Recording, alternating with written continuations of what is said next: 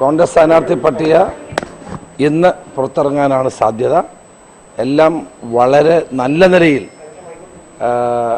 പട്ടിക പുറത്തു വരും.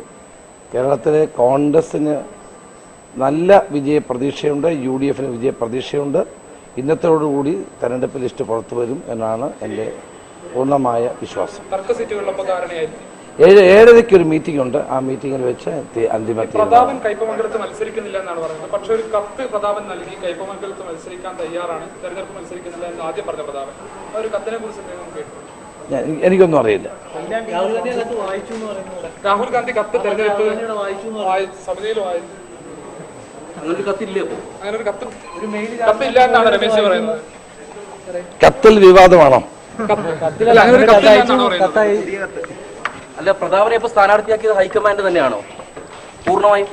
സ്ഥാനാർത്ഥിയെ പട്ടിക ഇന്ന് വൈകുന്നേരം അല്ല നിർബന്ധിച്ചു എന്നാണ് പ്രതാപൻ പറയുന്നത്. പ്രതാപന് താല്പര്യമില്ല. താല്പര്യമില്ലാത്ത പ്രതാപനെ ഹൈക്കമാൻഡ് സ്ഥാനാർത്ഥിയാക്കി എന്നാണ്.